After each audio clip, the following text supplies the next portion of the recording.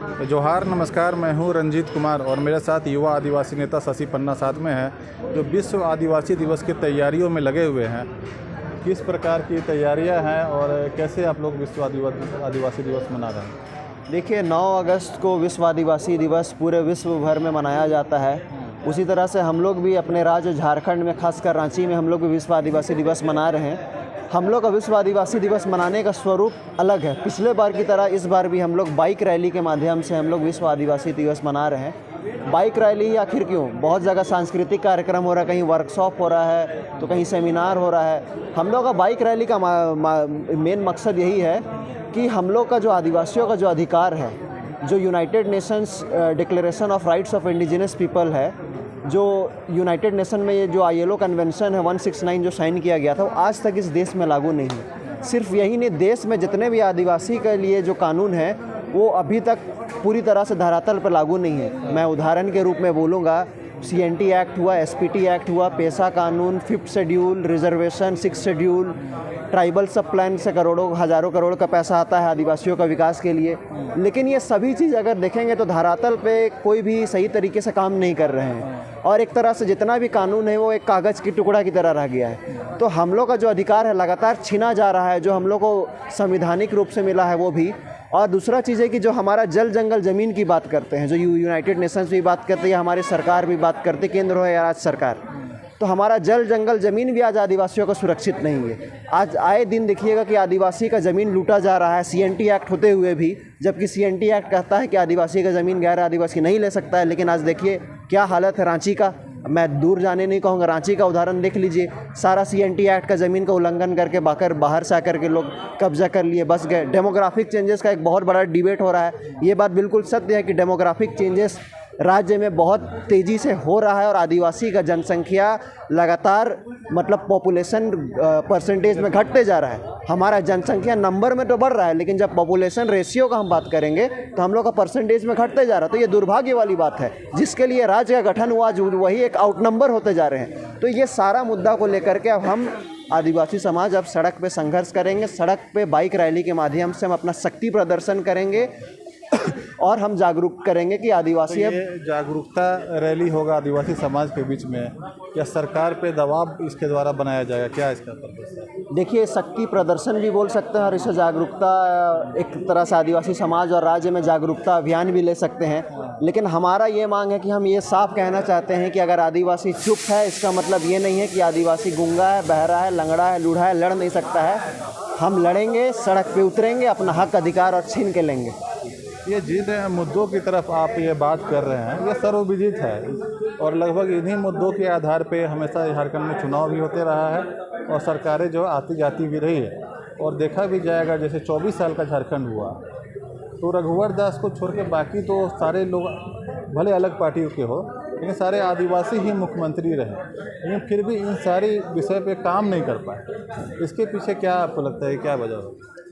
देखिए, दुर्भाग्य की बात है, झारखंड में जो आप बोलते हैं आदिवासी के नाम पे आदिवासी बहुल राज्य का गठन किया गया, आदिवासी का विकास के लिए, आदिवासी का उत्थान के लिए। लेकिन जिस उद्देश्य से गठन किया गया, मुझे नहीं लगता है कि वो उद्देश्य आज पूरा हुआ। आज आदिवासी का हाल वही है जो पहले था, हादसे पे, बल्कि धीरे धीरे हादसे पर चला जा रहा है। बल्कि मुख्यमंत्री आदिवासी, यहाँ पर कार्मिक विभाग का सचिव आदिवासी, यहाँ तक कि कुछ दिन पहले तक राज्यपाल भी आदिवासी थी, अभी राष्ट्रपति बन गई हैं, वो भी आदिवासी है। उसके बाद भी आज आदिवासी का हालत बद से बदतर होते जा रहा है।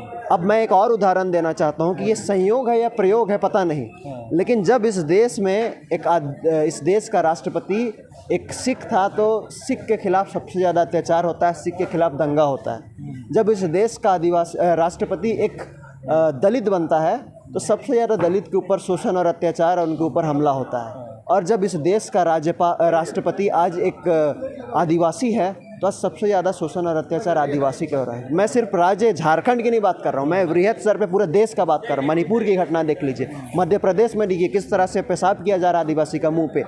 छत्तीसगढ़ में हासदेव की घटना देख लीजिए, हज़ारों एकड़, लाखों एकड़ ज़मीन पे जो हम लोग का जंगल है उसको काटा जा रहा है। तो ये पूरी तरह से चौतरफा हमला हो रहा है। इसे आप संयोग कहिए या प्रयोग कहिए, ठीक है, लेकिन ये दुर्भाग्य बात है और ये सच्चाई बात है कि आज सरकार भले नाम के लिए सरकार है, लेकिन सरकार में डेमोक्रेसी में ब्यूरोक्रेसी बहुत ज़्यादा हावी है।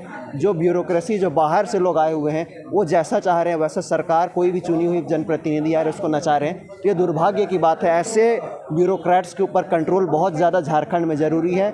आज आप कांके का अंचल अधिकारी के बारे में आप देख लीजिए किस तरह से ज़मीन का हेरफेर कर रहे थे। बड़गाई अंचल का देख लीजिए, रांची शहर अंचल में देख लीजिए, सभी जगह मूलतः देखेंगे जितना भी अधिकारी और टॉप ब्यूरोक्रेसी में भी डीसी हो, एसएसपी हो। आज कानून व्यवस्था क्या है? कल ही का आप न्यूज़ देखे हो, कांके रोड में एक आदिवासी दरोगा का हत्या कर दिया जाता है। इससे पहले नेतरहाट घाटी में एक सिपाही का हत्या किया, 5 गोली मारा गया। तो ये इस तरह का घटना बहुत ही दुर्भाग्य है। मुझे लगता है कि यहाँ ब्यूरोक्रेसी पूरी तरह से झारखंड में स्टेट में फेलियर है।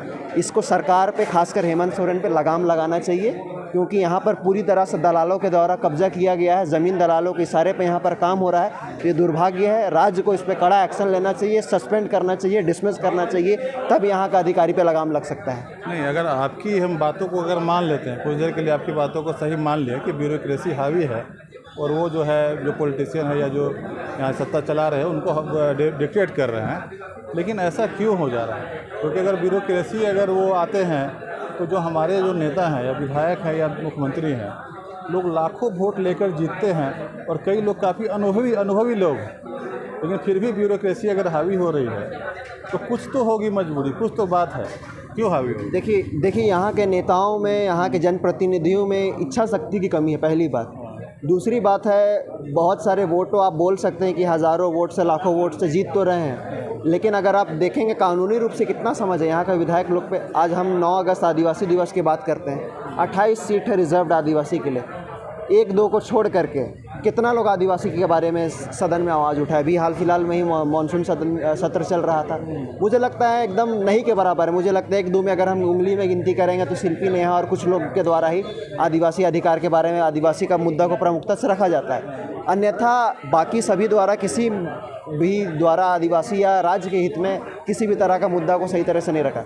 ये आपका बिल्कुल कहना सही है कि ये मंत्री हो या विधायक हो या कोई भी हो, इनका इच्छा शक्ति नहीं है। दूसरा है कि कम पढ़े लिखे और कानून का जानकार कम होने के वजह से नियम और कानूनी रूप से आईएएस लोग इनको नियम और कानून के पेचीदा में फंसा देते हैं और गुमराह कर देते हैं। ये सच्चाई है। तो ये ज़रूरत क्या है राज्य को, यहाँ तक कि आपके चैनल से भी मैं सभी को आग्रह करूँगा कि आप अपना जनप्रतिनिधि चुनते हैं, 5 साल में अगर वोट देने का समय आता है, एटलीस्ट ये देखें कि क्या वो नियम, कानून, संविधान और इनका नियत सही है या नहीं है, इसको देख करके चुने। क्योंकि अभी जैसा है, अभी तक पूरी तरह से हावी है ब्यूरोक्रेसी।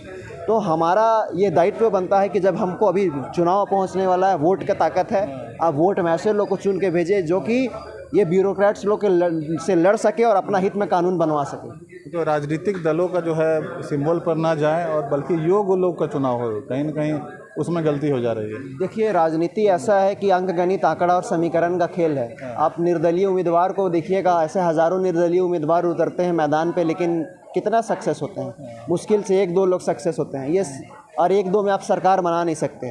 तो मेरे जो एग्जिस्टिंग पॉलिटिकल पार्टी है उनसे भी आग्रह है कि आप ऐसे लोगों को चिन्हित करें जो समाज के लिए लड़ते हैं, जो नियम, कानून और संविधान रूप से जानकार हैं। ऐसे लोगों को आप चुनें ताकि देश का जो किस तरह से देश का विकास हो सके, सब तरीके से सामाजिक, आर्थिक, राजनीतिक और शैक्षणिक रूप से विकास हो, नीति निर्धारण में अपना सहयोग कर सके। ऐसे लोग आप टिकट दे करके आगे भेजें। क्योंकि आप ठेपा छाप लोग को दीजिएगा, यस मैन लोग को दीजिएगा, तो राज्य का कभी बेहतरी नहीं हो सकता है। ठीक है, बात करने के लिए बहुत बहुत धन्यवाद आपका।